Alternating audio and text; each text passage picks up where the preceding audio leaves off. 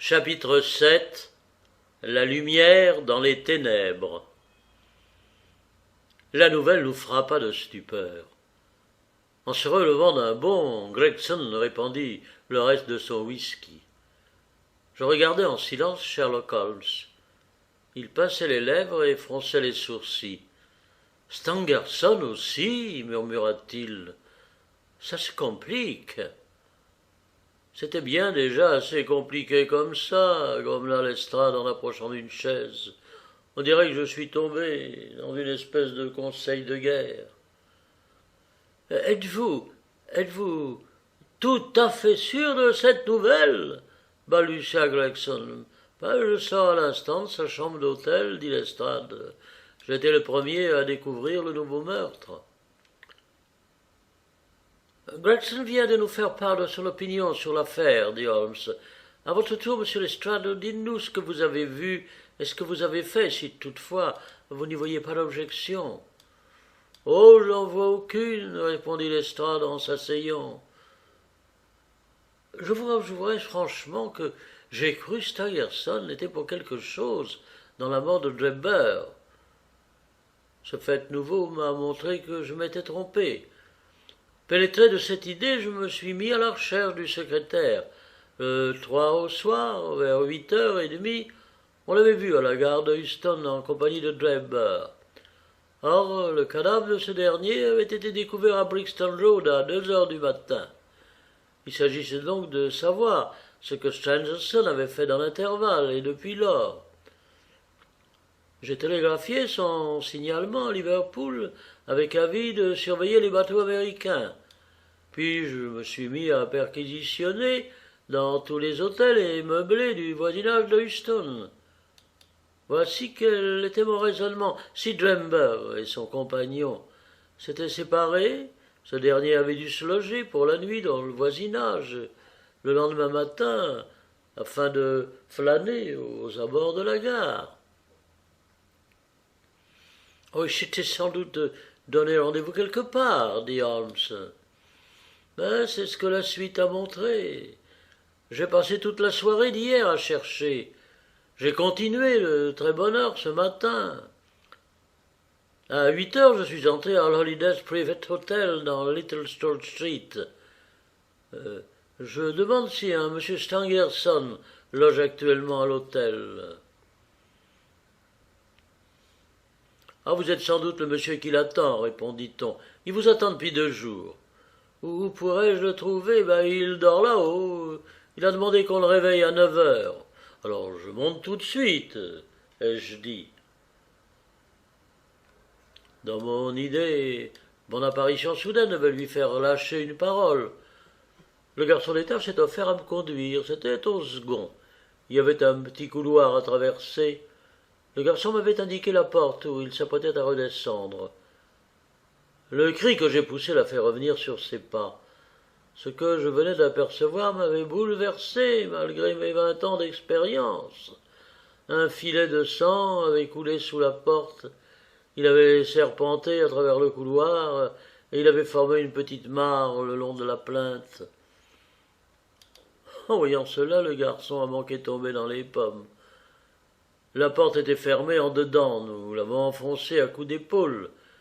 La fenêtre de la chambre était ouverte et près de la fenêtre, tout recroquevillé, gisait le corps d'un homme en chemise de nuit. Il était bel et bien mort et il l'était depuis assez longtemps. Ses membres étaient rigides et glacés. Nous l'avons retourné, le garçon l'a reconnu tout de suite. C'était bien le monsieur qui avait loué la chambre sous le nom de Joseph Stangerson. La mort avait été causée par une entaille profonde au côté gauche. Le cœur a dû être atteint. Mais alors j'arrive à la partie la plus étrange de l'affaire. Devinez ce que j'ai trouvé au-dessus du cadavre. Je frémis d'horreur avant même que Sherlock Holmes répondît. Le mot rêche, en traits de sang. Exactement, dit Lestrade d'une voix blanche. Il y eut un moment de silence. L'assassin inconnu rendait ses crimes encore plus horribles en les accomplissant avec autant de méthode que de mystère. Mon système nerveux, qui avait tenu bon sur le champ de bataille, commença à flancher. « On a vu l'assassin, reprit Lestrade, un garçon laitier qui se rendait à son travail et passait par la ruelle, entre l'écurie et le derrière de l'hôtel. Il a remarqué qu'une échelle, ordinairement couchée là, avait été dressée contre une des fenêtres du second qui était grande ouverte. Après avoir dépassé l'hôtel, il s'est retourné et il a vu un homme descendre l'échelle. Il la descendait tout naturellement, sans précipitation, si bien qu'il l'a pris pour un menuisier ou un charpentier. Il est de bonne heure à l'œuvre, celui-là, a-t-il pensé, sans y attacher plus d'importance.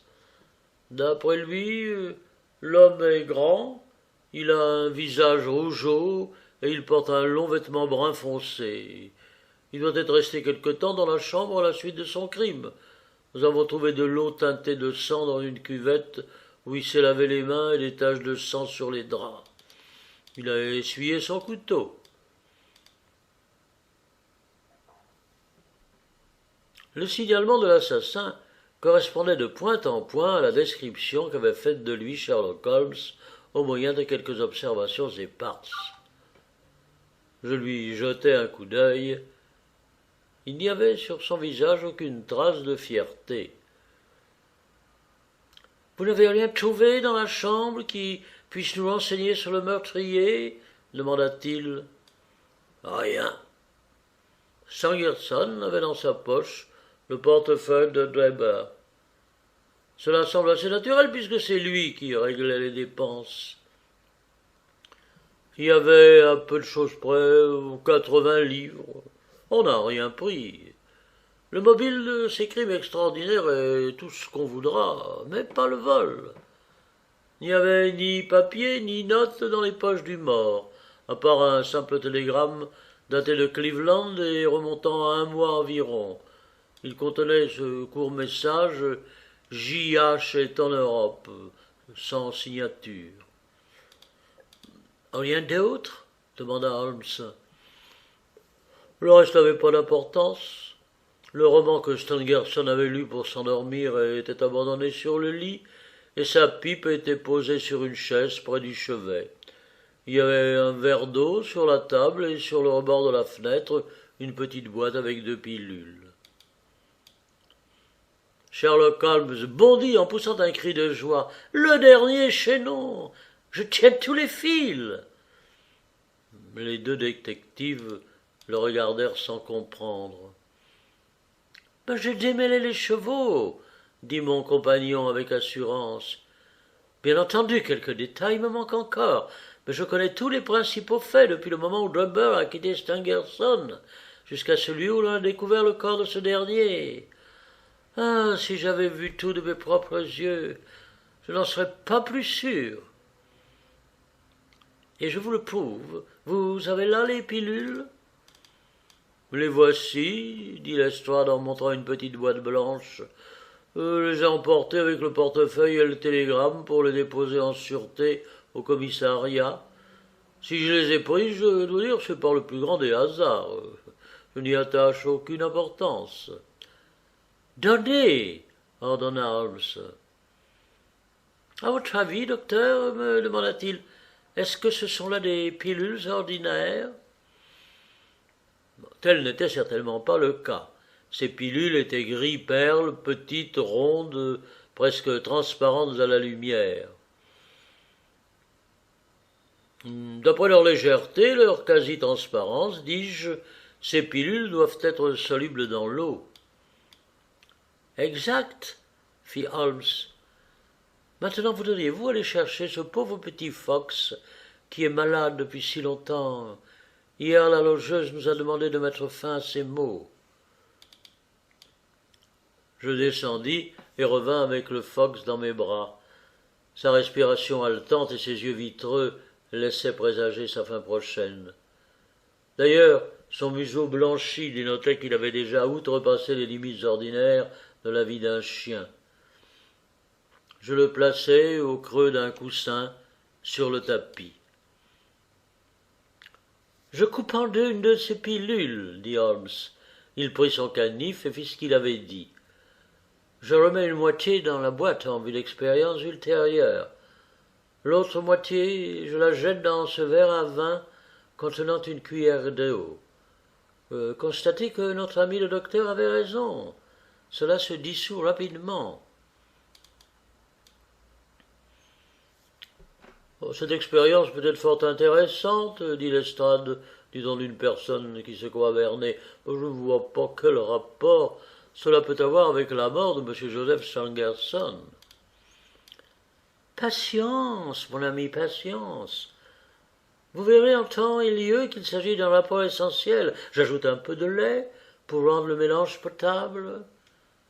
Le chien va laper le tout sans répugnance. Il versa le contenu du verre dans une soucoupe et il la plaça devant le chien qui lécha tout jusqu'à la dernière goutte. L'assurance de Sherlock Holmes nous en avait imposé. Nous étions en silence, les yeux fixés sur l'animal, à attendre quelque effet surprenant. Il ne se produisit rien de tel. Le chien continuait à haleter, ni mieux ni plus mal. Holmes, en se rasseyant, avait tiré sa montre, et à mesure que les minutes s'écoulaient, sa mine s'allongeait. Il se mordillait les lèvres, il tambourinait les doigts sur la table, il montrait tous les signes de l'anxiété. Son émotion intense me faisait mal. Ravi de l'échec qu'essuyait mon compagnon, les deux détectives sourirent. « Il ne peut pas s'agir d'une coïncidence !» s'écria-t-il à la fin en se levant. Il se prit à arpenter la salle d'un pas déchaîné. « Mais il est impossible que ce soit une simple coïncidence. Ces pilules, j'en avais soupçonné l'emploi dans l'affaire Drebber. On les découvre après la mort de Stangerson, et voilà qu'elles sont anodines. Mais comment cela se fait-il? Pourtant mon raisonnement est juste, alors. Mais ce chien qui ne se porte pas plus mal. Ah, j'y suis.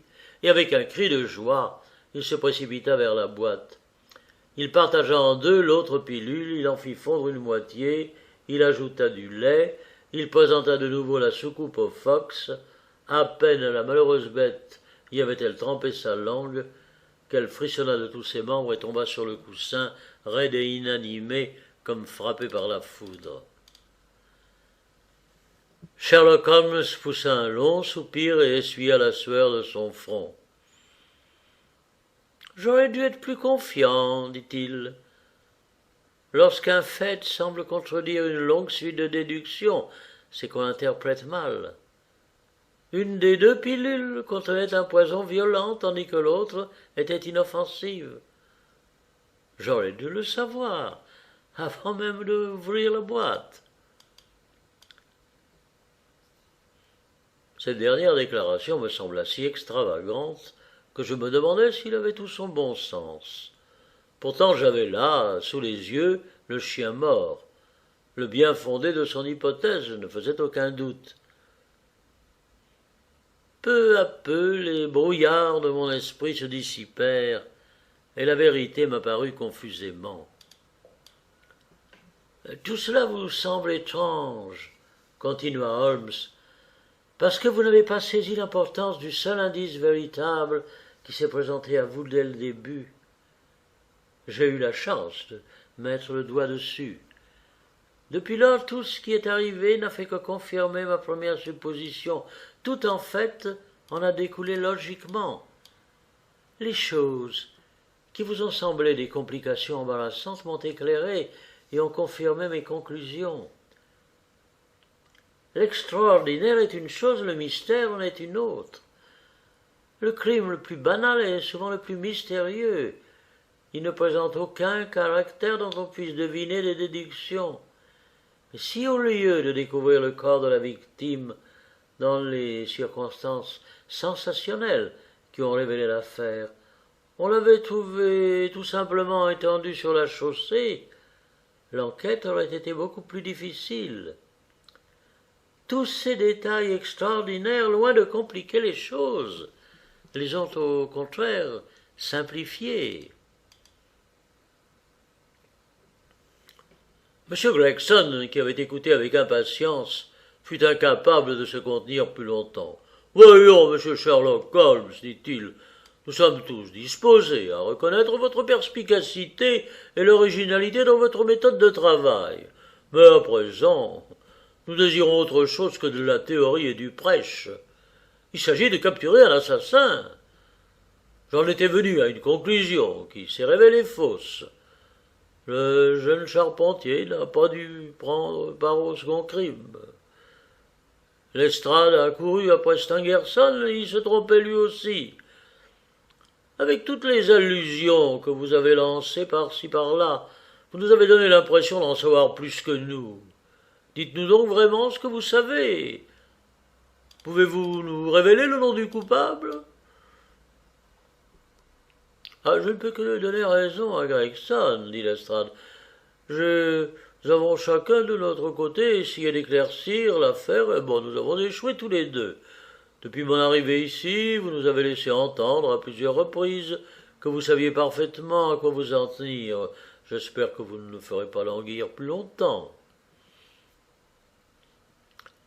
Tout délai apporté à l'arrestation de l'assassin pourrait lui laisser le temps de commettre un nouveau crime, ajoutai-je. Pressé par nous trois, Holmes parut hésiter. Il n'en continua pas moins à marcher de long en large, la tête basse et les sourcils froncés. Tout à coup, il s'arrêta et nous regarda bien en face. « Il ne commettra plus de crime, dit-il. Là-dessus, vous pouvez être tranquille. Vous m'avez demandé si je connaissais le nom de l'assassin. Oui, je le connais. Mais quelle importance! Ce qui compte, c'est de le capturer. Or, j'ai bon espoir d'y arriver par mes propres moyens. Encore faudrait-il du doigté. L'homme est rusé, désespéré. De plus, et cela je le sais par expérience personnelle, il a un complice qui est aussi habile que lui. Tant qu'il ne se sait pas découvert, il y a des chances de lui mettre la main au collet. Mais au moindre soupçon, il changera de nom et disparaîtra parmi les 4 millions d'habitants de Londres. Sans vouloir vous froisser ni l'un ni l'autre, je dois dire qu'à mon avis la police n'est pas de taille à lutter contre ces deux hommes-là. C'est pourquoi je n'ai pas fait appel à votre aide. Bien entendu, si à mon tour j'échoue, je serai blâmé d'avoir agi seul. Bah, je joue gagnant. Dès maintenant, je vous promets ceci, quand je pourrai me mettre en rapport avec vous sans nuire à mes plans, je le ferai. Apparemment, cette promesse, précédée de l'allusion méprisante à la police, ne satisfit guère Gregson ni Lestrade.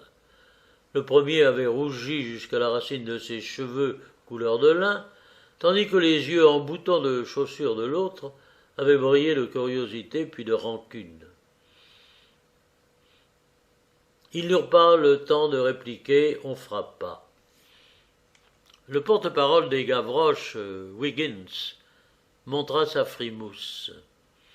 « Pardon, monsieur, dit-il en relevant sa mèche de cheveux, le fiacre est en bas. »« Parfait, mon garçon, dit Holmes avec satisfaction. »« Pourquoi n'adoptez-vous pas ce modèle à Scotland Yard » ajoutait-il en sortant d'un tiroir une paire de menottes en acier. « Voyez comme le ressort fonctionne bien.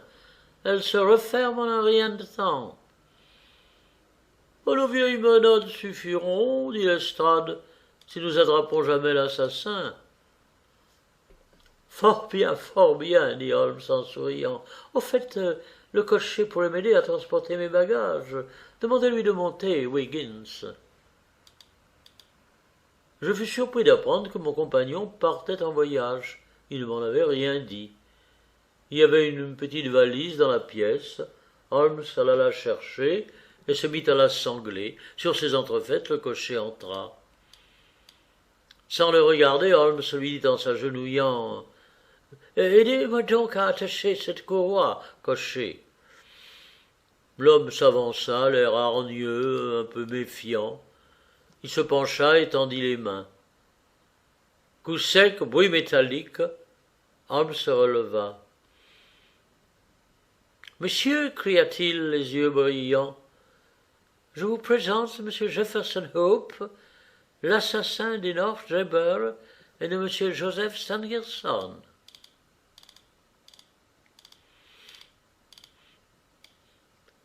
Tout s'était passé en un tournement, si rapidement que je n'avais pas eu le temps d'en prendre conscience.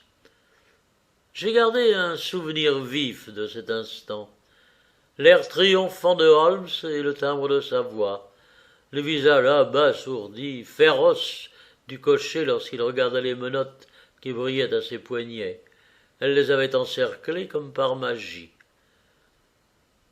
Durant quelques secondes, nous fûmes comme des statues. Puis, avec un rugissement de colère, le cocher s'arracha à l'étreinte de Holmes et se rua par la fenêtre. Le bois et le verre volèrent en éclats, mais avant qu'il eût passé au travers, Gregson, Lestrade et Holmes sautèrent sur lui comme autant de chiens de chasse. Ils le ramenèrent de force. Une lutte terrible s'engagea, il nous repoussa maintes et maintes fois tant il était fort. Il semblait avoir l'énergie convulsive d'un épileptique. Le verre avait affreusement tailladé son visage, mais il avait beau perdre du sang, il n'en résistait pas moins. Lestrade réussit à empoigner la cravate, il l'étrangla presque. Le cocher comprit enfin l'inutilité de ses efforts. Nous ne respirâmes cependant qu'après lui avoir lié les pieds et les mains.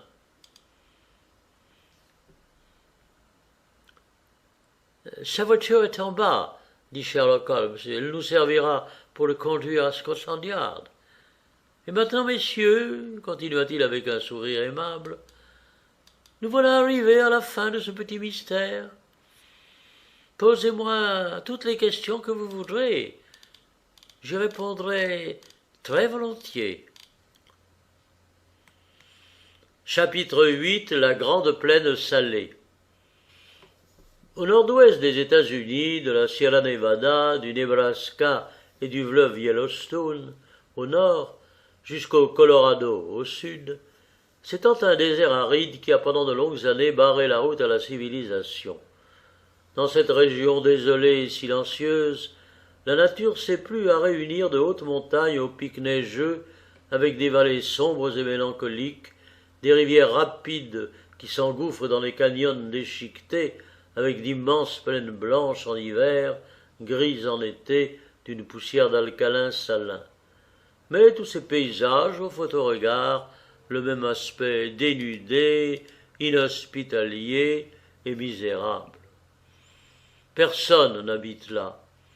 De temps à autre, une bande de pawnies ou de pieds noirs, en quête de nouveaux terrains de chasse, traverse les plaines, mais elles sont si terrifiantes que les plus braves d'entre eux sont heureux de les perdre de vue et de se retrouver dans leurs prairies.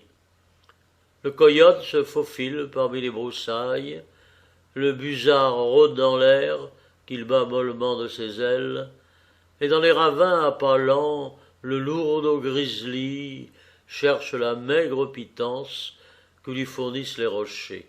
Tels sont les seuls habitants de ce lieu sauvage. Le panorama qu'on peut contempler de la pente septentrionale de la Sierra Blanco est du monde entier le plus morne.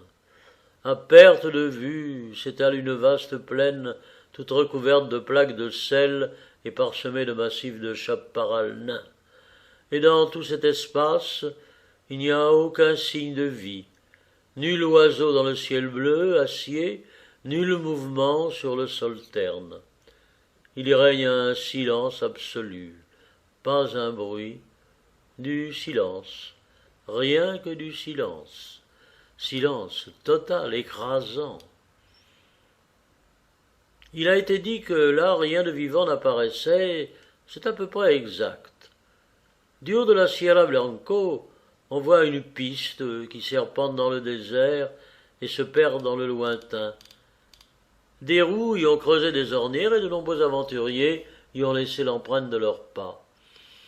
Ici et là, tranchant sur le fond sombre du dépôt de sel, des objets blancs brillent au soleil. Ce sont des ossements, les uns de grande dimension et grossièrement taillés, les autres plus petits et plus délicats. Les premiers ont appartenu à des bœufs, les seconds à des hommes.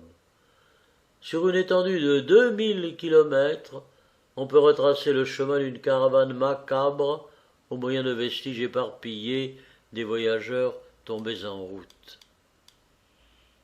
Tel est le spectacle que le 4 mai 1847 contemplait un homme solitaire. Son apparition aurait pu le faire passer pour le génie ou le démon de la région. Il aurait été difficile de dire s'il était plus près de 60 ans que de 40. Il avait l'air hagard et le visage décharné. Sa peau parcheminée était comme collée à ses pommettes saillantes. Ses longs cheveux bruns et sa barbe étaient striés de fils blancs. Ses yeux, enfoncés dans leur orbite, brillaient d'un feu étrange, et la main qui serrait son fusil était d'une maigreur squelettique.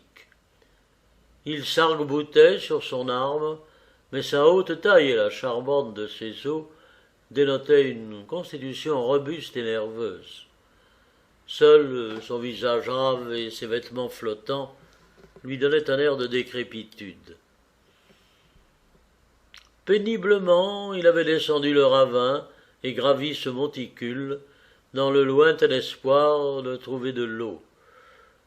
Il voyait maintenant la grande plaine salée se dérouler jusqu'aux montagnes, à l'horizon, sans un arbre ou une plante qui pût indiquer quelque humidité. L'étendue du paysage ne permettait aucun espoir. Il regarda au nord, à l'est et à l'ouest, et avec des yeux farouches, scrutateurs. Alors il comprit que son voyage touchait à sa fin.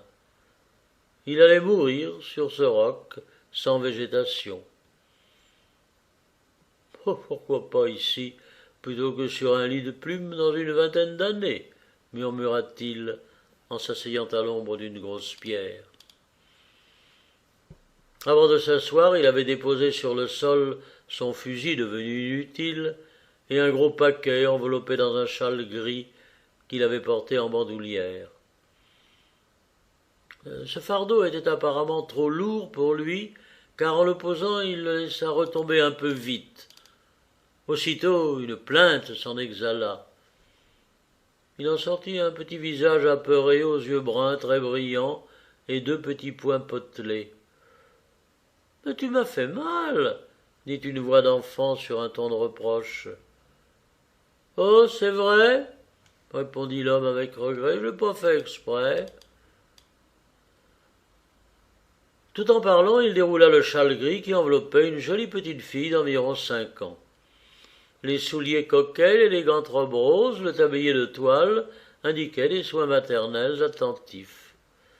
L'enfant était pâle et fatigué, mais ses bras et ses jambes fermes montraient qu'elle avait moins souffert que son compagnon. « Ça va mieux ?» demanda l'homme avec appréhension en la voyant se frotter derrière la tête sous ses boucles dorées. « Embrasse mon bobo pour le guérir, dit-elle en lui indiquant avec gravité la place meurtrie. Maman faisait toujours comme ça. Où est maman? Maman est partie. Je pense que tu la reverras bientôt. Partie? Dit la petite fille. Elle m'a pas dit au revoir, c'est curieux. Elle me disait toujours au revoir quand elle allait chez tante pour prendre le thé. Mais ça fait 3 jours qu'elle est plus là. Dis, comme tout est sec, je peux avoir un peu d'eau et quelque chose à manger? Non, non, non, chérie, je n'ai plus rien. Prends patience, appuie ta tête contre moi, comme ça tu ne sortiras plus vaillante. Il n'est pas facile de parler avec des lèvres comme du cuir, mais il faut que je te dise ce qui en est. Qu'est-ce que tu ramasses?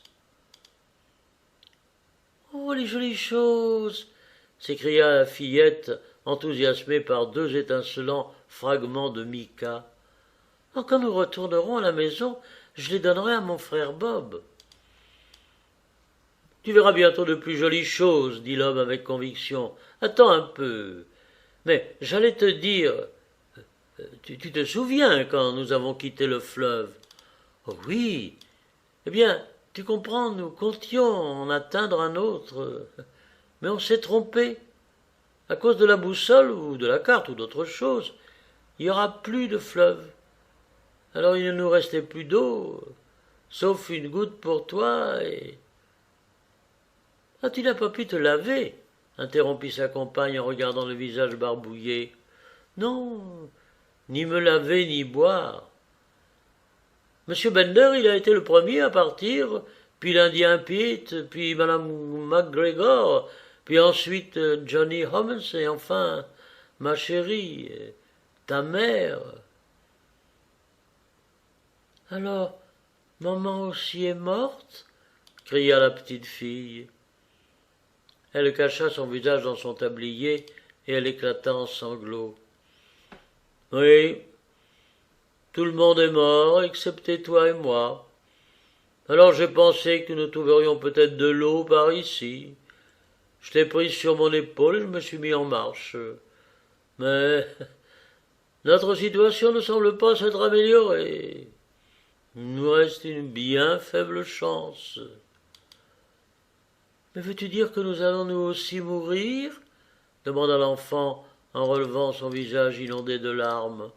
« Ah, ça m'a tout l'air. »« Mais fallait le dire tout de suite, s'écria-t-elle avec un joyeux sourire. Tu m'as fait une peur. Mais puisque nous allons mourir, nous allons retrouver maman. Tu la retrouveras, mais toi aussi. Je vais lui dire comme tu as été bon. Je parie que maman nous attend à la porte du ciel, avec une grosse cruche pleine d'eau et un tas de galettes de sarrasin toutes chaudes, et rôties des deux côtés comme nous les aimons, Bob et moi. Ce sera long encore? Je ne sais pas, pas trop. » Les yeux de l'homme étaient fixés à l'horizon nord. Sous la voûte bleue du ciel avaient apparu trois petites taches. D'instant en instant, elles grossissaient. Bientôt, il put distinguer trois gros oiseaux bruns. Ils décrivirent des cercles au-dessus de leur tête, puis ils se posèrent sur la corniche au-dessus d'eux. C'étaient des busards. La présence de ces vautours de l'Ouest présageait la mort. « Des poules !» s'écria la fillette avec joie en montrant du doigt les oiseaux de mauvais augure. Elle frappa dans ses mains pour les faire s'envoler. « Dis, c'est le bon Dieu qui a fait ce pays ?» ?»« Bien sûr, répondit son compagnon, surpris par cette question. « Il a fait l'Illinois et il a fait le Missouri, mais cette partie-ci, ce doit être un autre qui l'a faite. C'est pas si bien que le reste. On a oublié l'eau et les arbres. » « Si tu faisais ta prière, proposa timidement l'homme. « Mais c'est pas encore la nuit, répondit-elle. « Oh, ça fait rien, c'est pas tout à fait dans les règles. Mais il ne t'en voudra pas pour ça, tu peux être sûr. Répète les prières que tu avais coutume de dire chaque soir dans le chariot quand nous étions dans les plaines. »« Et pourquoi tu fais pas aussi tes prières, toi ?» demanda l'enfant, l'air étonné. « Oh, je les ai oubliées, répondit-il. Je ne les ai pas dites depuis le temps que je n'étais pas plus haut que la moitié de ce fusil. Mais il n'est jamais trop tard. Les récite tes prières tout haut. Je les redirai après toi. »« Alors tu vas te mettre à genoux, dit-elle, en étendant le châle sur le sol. Croise tes doigts comme ceci. On se sent meilleur, les mains jointes. » Cette scène n'avait nul besoin d'avoir eu des busards comme témoins pour être extraordinaire. Les deux errants, la petite enfant babillant et le rude aventurier, étaient agenouillés côte à côte sur le châle étroit. La frimousse joufflue et le visage anguleux étaient tournés vers le ciel sans nuages pour implorer l'être terrible avec lequel ils se trouvaient face à face. Deux voix, l'une faible et claire, l'autre grave et rauque, s'unissaient pour demander la grâce et le pardon divin. La prière finie, ils reprirent leur place à l'abri de la grosse pierre. La petite fille, blottie contre la large poitrine de son protecteur, s'assoupit. Il veilla sur le sommeil pendant quelque temps. À la fin, la nature reprit ses droits. Il ne s'était accordé ni repos ni sommeil depuis 3 jours et 3 nuits. Ses paupières descendirent lentement sur ses yeux fatigués, et la tête s'inclina de plus en plus sur sa poitrine. La barbe grisonnante se mêla aux cheveux dorés. Il s'endormit à son tour du même sommeil que sa petite compagne, profond et sans rêve. S'il était resté éveillé une demi-heure de plus, il aurait vu un spectacle inattendu. Au loin, tout à l'extrémité de la plaine salée, à peine distinct du brouillard, un nuage de poussière s'éleva et grandit peu à peu. Seul un grand nombre d'êtres en mouvement pouvait en soulever un semblable. Il aurait pu s'agir d'un de ces énormes troupeaux de bisons qui broutent les prairies, mais le lieu était par trop aride pour qu'il en pût être question. Quand le tourbillon de poussière se rapprocha du rocher solitaire où dormaient nos 2 voyageurs égarés, il laissa entrevoir des chariots couverts de toiles et des cavaliers armés. C'était une grande caravane en route vers l'ouest. Et quelle caravane! Elle se déployait du pied des montagnes jusque par-delà l'horizon. À travers l'immense plaine avançaient en désordre des chariots et des charrettes, des cavaliers et des piétons, d'innombrables femmes qui chancelaient sous leurs fardeaux, et des enfants qui trottinaient entre les chariots ou qui regardaient furtivement de dessous les bâches. Ce n'étaient évidemment pas des émigrants ordinaires, bien plutôt un peuple nomade, contraint par la force des choses à se chercher une nouvelle patrie. L'air résonnait de bruits de pas, de grondements sourds, de hennissements et de grincements de roues. Tout ce tintamarre ne réussit pas à réveiller nos 2 dormeurs. En tête de la colonne chevauchait une vingtaine d'hommes au visage dur et sévère, vêtus de gros draps et armés de fusils. Parvenus au bas du monticule, ils s'arrêtèrent pour tenir conseil. « Les sources se trouvent à droite, mes frères, » dit l'un d'eux, un homme grisonnant aux lèvres fermes, au visage imberbe. « Prenons la route de la Sierra Bianco pour atteindre le Rio Grande, » dit un autre. « Oh, ne croyez pas que l'eau vous manque, » cria un troisième. « Celui qui a pu la faire jaillir du rocher n'abandonnera pas son peuple élu. »« Amen, amen, » répondit toute la troupe. Ils allaient se remettre en route quand l'un des plus jeunes à la vue perçante poussa un cri. Il désigna le monticule. Au sommet flottait quelque chose de rose qui ressortait sur un fond de pierre grise. Ils piquèrent des 2 tout en armant leurs fusils. D'autres cavaliers se joignirent à eux. Le nom de Peau-Rouge volait de bouche en bouche. « Oh, il ne peut pas y avoir d'Indiens ici !» dit l'homme âgé qui semblait être le chef. « Nous avons dépassé les Pawnee et nous ne rencontrerons pas d'autres tribus avant les grandes montagnes. »« Je vais voir, frère Stangerson ?» demanda quelqu'un de la bande. « Oh, j'irai aussi !» s'écrièrent une douzaine de voix. « Descendez de cheval, nous vous attendrons !» répondit l'homme âgé. Le temps de le dire, les 2 jeunes gens avaient sauté à terre, attaché leurs chevaux, et tous s'étaient mis à gravir la pente escarpée. Ils avançaient rapidement et sans bruit, avec la confiance et la dextérité d'éclaireurs exercés. D'en bas, on les vit sauter de roche en roche, puis leurs silhouettes se découpèrent sous le ciel. Le jeune homme qui avait donné l'alarme marchait en tête. Les autres le virent lever les bras en l'air en signe de surprise, et quand ils le rattrapèrent, ils éprouvèrent la même sensation devant le tableau qui s'offrait à leurs yeux.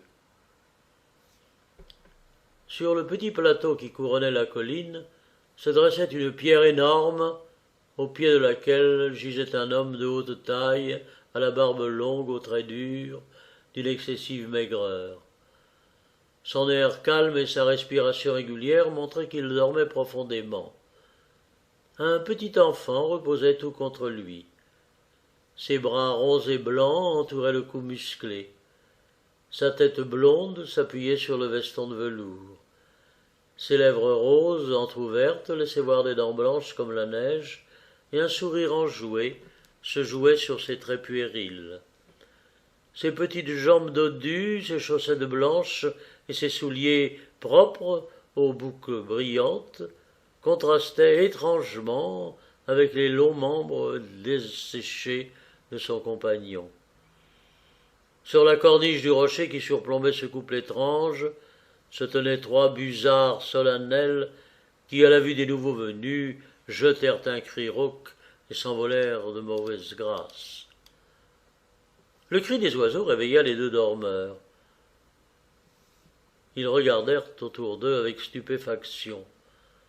L'homme se leva en chancelant pour contempler la plaine qu'il avait vue si déserte avant de s'endormir et qui était maintenant traversée par l'énorme défilé de gens et de bêtes. Il eut une expression d'incrédulité et il passa sa main osseuse sur ses yeux. « C'est ce qu'on appelle le délire, je pense, » murmura-t-il. La petite se serrait contre lui, tenant un pan de son veston. Elle ne disait rien, mais elle regardait autour d'elle, avec cet air émerveillé et questionneur des enfants. Ils ne doutèrent bientôt plus de la réalité de leur vision. L'un des sauveteurs saisit la petite fille et la hissa sur son épaule. 2 autres soutinrent son compagnon décharné jusqu'au chariot. Je me nomme Jean Ferrier, expliqua-t-il. Moi et cette petite, nous sommes les seuls survivants d'un groupe de 21 personnes. Tous les autres sont morts de soif et de faim là-bas, dans le sud. « Est-elle à vous » demanda quelqu'un. « Oh, maintenant, oui » s'écria Ferrier avec défi. « Elle m'appartient parce que je l'ai sauvée. Personne ne pourra me la prendre. À partir d'aujourd'hui, elle s'appelle Lucie Ferrier. Mais qui êtes-vous » s'enquit-il en regardant avec curiosité ces sauveteurs robustes et brunis par le soleil. « Vous êtes en nombre » ?»« À peu près 10 000, dit l'un des jeunes. Nous sommes les enfants persécutés de Dieu, les élus de l'ange Mérona. »« Mais jamais entendu parler de lui, dit Ferrier, mais il a une belle quantité d'élus. » « Ne plaisantez pas avec les choses sacrées, répliqua l'autre en fronçant les sourcils. Nous sommes de ceux qui croient aux Écritures saintes gravées en lettres égyptiennes sur des plaques d'or martelées qui ont été remises au très saint Joseph Smith à Palmyre. Nous venons de Nauvoo, dans l'État de l'Illinois, où nous avons édifié notre temple. Nous cherchons un refuge loin des hommes violents et impies, et s'il le faut, nous irons jusqu'au fond du désert.